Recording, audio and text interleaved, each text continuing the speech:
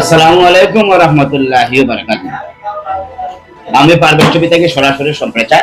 আজকের খবর হইল কি আপনার বানেসা কালকে তানজামাইরে মারিয়া আহত করে লইছেন। টাইম বর্তমানে দক্ষিণ সুরমা উপজেলা স্বাস্থ্য কেন্দ্র দক্ষিণ সুরমা সিলেট টাইম ওখানে ভর্তি আছে।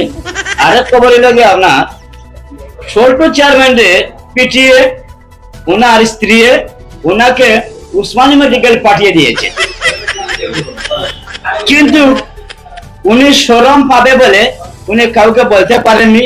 তাই মারির দাগ এখন ওনার পিছনে লুকিয়ে আছে, কিন্তু তিনি কাউকে দেখাতে পারছেন না এবং কি বলতে পারছেন না। আমার ভাষা আপনারা বুঝতে পারছেন। এবং ট্রাক্টর জামিন আপনারা দেখতে পাচ্ছেন, আপনারা শুনতে পাচ্ছেন।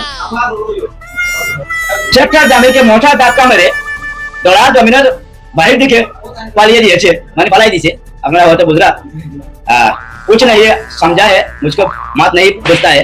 এবং আরেকটি খবর হলো যে এলাকা ভিত্তিক একটা দইয়স থাকে না, এই দইয়স হচ্ছে আমাদের টেকই বানেসায় যখন পিটিয়েছিল ফয়েজ অর্থাৎ দইয়স আমাদের চেকই মিয়া, উনি সবাইকে বলে দিয়েছে শর্মে উনিও ঘর থেকে বাইরে হতে পারছেন না এবং উনি দক্ষিণ সুরমা উপজেলা স্বাস্থ্য কমপ্লেক্সে ভর্তি আছেন।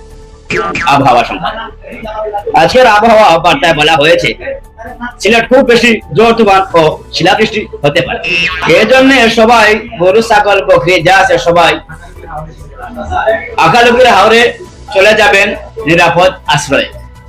নিখোঁজ সংবাদ, নিখোঁজ সংবাদ আমাদের নাট মেম্বারকে খুঁজে পাওয়া যাচ্ছে না।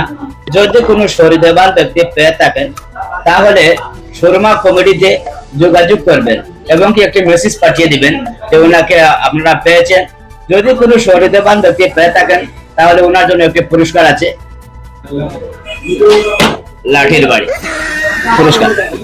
এবং খেলাধুলার সংবাদ খ্রিস্টান মুরব্বী খেলা দিয়ে ওনার পাও ভেঙে উনি বর্তমানে সুরমা কমিটির ইউটিউব চ্যানেলের নাটকার জনাব চোখের মেয়ের সাথে বসে আছেন। এই মুহূর্তে উনিও চলে যাবেন ঢাকা গুলিস্তান। এবং হচ্ছে সময় আমার হাতে না থাকায় আরেকটি খবর এসেছে, তাই রাত 11টার সময় বিস্তারিত খবর আমি আপনাদের বলবো। অর্থাৎ আমার কথা বুঝলেন, আমি আদা শুদ্ধ আদা বাংলা আমার what is this, this is my last খবর শেষ বাংলাদেশ।